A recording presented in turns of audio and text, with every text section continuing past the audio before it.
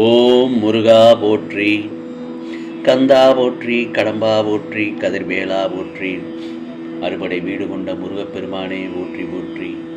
என் செல்ல பிள்ளையே, இன்று வெள்ளியில் இதை கேட்டு முடித்த 1 மணி நேரத்தில் உன்னை தேடி நல்ல செய்திகள் வரும். இது திருச்செந்தூர் முருகனின் அருள்வாக்கு. ஆம் செல்லவே, இந்த நல்லதொரு காலை பொழுதில் உனக்கானதெல்லாம் நிச்சயமாக நல்லதாகத்தான் நடக்கும். சோர்வடைய செய்யாமலும் தனிமையில் விரக்தியில் தள்ளாமல் உன்னை பார்த்துக்கொள். முருகா முருகா என்று என் நாமத்தை வாய்விட்டு சொல்ல ஆரம்பி. அப்படி உனக்கு எப்படி பிடிக்கிறதோ அப்படி சொல். முருகா, கந்தா, கடம்பா என்று. அடுத்த சுற்று உனக்காகவே காத்து கொண்டிருக்கிறது. அது வெற்றியின் திறவுகோலாக உன்னிடத்தில் தரப்படும். அதுவரை பொறுத்திரு.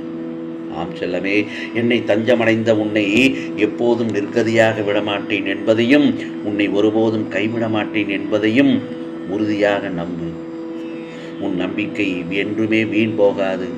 இன்னும் சொல்லப்போனால், இன்னும் சிறிது நாட்களிலேயே உன் கடன், நோய், எல்லா பிரச்சனைகளும், கசப்பான உறவுகள் அனைத்தும் மாறி சுகமாக வாழ ஆரம்பிக்கப் போகிறாய். சில நேரங்களில் உன்னை துரதிர்ஷ்டம் உன்னை சுற்றி கொண்டிருக்கிறது என்று நினைக்கிறாய். அது முற்றிலும் தவறான எண்ணம். அப்படி நீ நினைக்கவே கூடாது. விதி என்ற ஒன்றுதான் இப்படிப்பட்ட நிலைக்கு கொண்டு வந்துள்ளது. ஒவ்வொரு நொடியும் என்னையே நினைத்து தியானம் செய்து கொண்டிருக்கும் என் பிள்ளைக்கு எல்லாவற்றையும் மாற்றி அதை நல்ல வழிக்கு அமைக்கும் சக்தியுடன் செயல்பட்டு எல்லாவற்றையும் உன்னிடம் கொண்டு வந்து சேர்க்கப் போகிறேன். அதே நேரத்தில் மாயை என்னும் கரும வினைகளால் நீ குழப்பப்படும் போது நான் பார்த்து கொண்டிருப்பேனா? செல்லமே, மனம் கலங்குகிறது. கொஞ்சம் பொறுமையாக இரு. விரைவில் எல்லாவற்றையும் சரி பண்ணி விடுகிறேன். இப்படி நடந்து விடுமோ அல்லது அப்படி நடந்து விடுமோ என ஏன் புலம்பிக் கொண்டிருக்கிறாய்? வேண்டாம், புலம்ப வேண்டாம். கவலையை விடு. முதலில் உன் மனதை ஒரு நிலைப்படுத்து. மனதை அமைதியில்லாமல் இருக்கச் செய்ததால் தான் அது சிறப்புடையாது. எல்லோரும் உன் மனதை காயப்படுத்துகிறார்களே என கலங்காதே. உன் கண்ணீரை வீணாக்காதே. உன் அன்பை யாரேனும் புரிந்து கொள்ளவில்லை என்றால் விட்டுவிடு. அதற்கான நேரம் வரும்போது புரிந்து கொள்ளட்டும். நீ அவர்களை பற்றியே யோசித்து மனம் சோர்வடைந்து உன் லட்சியத்தை நோக்கி முன்னேறி செல்வதில் தாமதமாகி வருகிறது. அப்படித்தானே? ஆகவே அப்படிப்பட்டவர்களிடமிருந்து நீ சற்று விலகி இருப்பதே நல்லது. அவர்களுக்கு தீமை செய் என்று நான் கூறவில்லை. அவர்கள் தேடி வரும்போது மட்டும் அவர்களுக்கான உதவியை செய் என்றுதான் உன்னிடம் கூறுகிறேன். என் செல்ல பிள்ளை, மன அமைதி இழந்து நிற்கும் உன் வாழ்க்கை கூடிய விரைவில் நிச்சயமாக நல்லதொரு நிலைமையில் மாறப்போகிறது. நீ எதிர்பார்த்த நிம்மதியான மகிழ்ச்சியான வாழ்க்கையை பெறப்போகிறாய். தைரியமாக இரு என் செல்லமே. சிறகுகள் நனைந்தால் பறக்க முடியாது. ஆனால் எந்த ஒரு பறவையும் வானத்திடம் மழையே பெய்யாது என்று கெஞ்சுவதில்லை. வாழ்க்கையே ஒரு போராட்டம்தான். போராடுவோம், வெற்றி பெறுவோம். இந்த உலகில் தகுதி உள்ளவனை காட்டிலும் தன்னம்பிக்கை உள்ளவனே வெற்றி பெறுகிறான். சற்று நீயே கொஞ்சம் யோசித்துப்பார். உண்மை என தெரியும். அதை நீ பல தடவை உன் வாழ்க்கையில் உணர்ந்திருப்பாய். ஆகவே தடைகள் 1000 வந்தால் என்ன? அடிமேல் அடி எடுத்து வைத்து உன் வாழ்க்கையில் முன்னேறு. பிறகு வானமே உன் வசப்படும். உனக்கு ஒரு துணையாக இந்த முருகப்பெருமான் என்றும் இருப்பேன். உன் நிலை கண்டு ஏளனமாக பார்த்து சிரித்தவர்கள் முன்பு கைதட்டி நாமும் பாராட்டும்படி வாழ வேண்டும். அதுதானே உண்மையான வெற்றி. ஆம் செல்லமே, முயற்சி என்பது நம்மால் முடிந்தவரை செய்வது அல்ல. நினைத்த செயலை வெற்றிகரமாக முடித்து கொடுப்பதே உண்மையான முயற்சி. ஆகவே மற்றவர்கள் தோள் மீது ஏறி நின்று நம்மை உயரமாக காட்டிக்கொள்வதை விட தனித்து நின்று உன்னுடைய உண்மையான உயரத்தை காட்ட வேண்டும். நம் வளர்ச்சியை தடுக்க எப்போதும் தடைகள் வந்து கொண்டுதான் இருக்கும். யாருக்குத்தான் தடைகள் இல்லை? இந்த வாழ்க்கை என்றால் அதில் 1000 பிரச்சனைகள் இருக்கும், 1000 பள்ளம் மேடுகள் இருக்கத்தான் செய்யும். இவையெல்லாம் தாண்டி வந்தால் தானே வாழ்க்கை சிறப்பாக இருக்கும். ஒன்று மட்டும் நல்லா தெரிஞ்சுக்கோ. அதை இந்த வாழ்க்கையை எதிர்த்து போராடி வந்தால் மட்டுமே உன்னால் முன்னேறி வர முடியும்.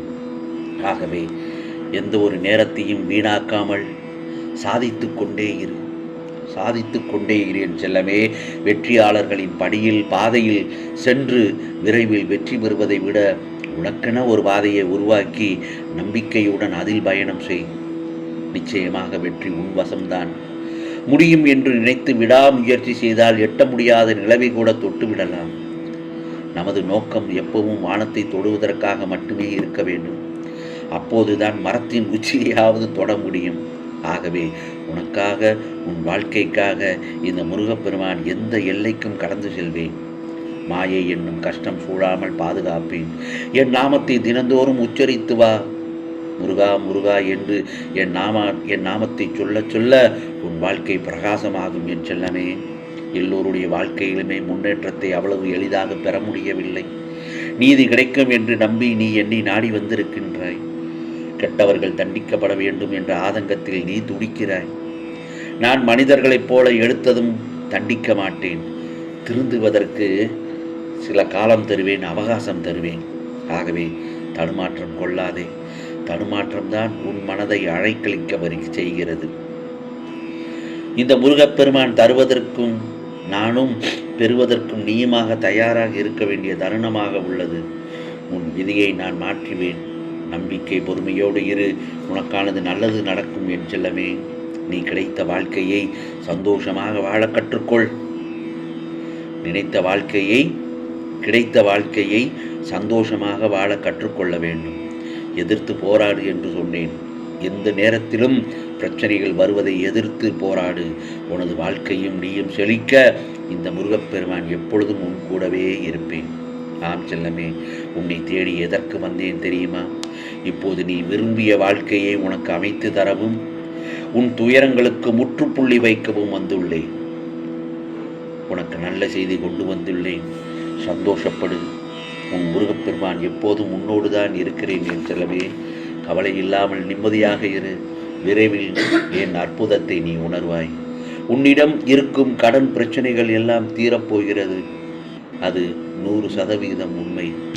செல்வம் சேரும் நேரம் இதுவும் 100% உண்மை. ஆகவே வெகு விரைவில் உன் இல்லத்தில் இந்த முருகப்பெருமான் தரிசனம் தருவேன்.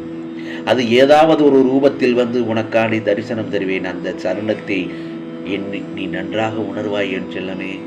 நம்பிக்கையோடு காத்திரு. அதுவரை நம்பிக்கையோடு பொறுத்திரு. உனக்காக நான் வருகிறேன். உன் இல்லம் தேடி உனக்கான எல்லா விஷயத்தையும் செய்து முடிப்பதற்காக இந்த முருகப்பெருமான் உனக்காக அருள் பாலிப்பேன். இன்று வெள்ளிக்கிழமையில் இதை கேட்டு 1 மணி நேரத்தில் உன்னை தேடி நல்ல செய்தி வரும் என்று சொன்னேன் அல்லவா? நிச்சயமாக வரும். இது திருச்செந்தூர் முருகனின் அருள் வாக்கு, சத்திய வாக்கு. ஓம் சரவண பவ. ஓம் சரவண பவ. ஓம் சரவண பவ.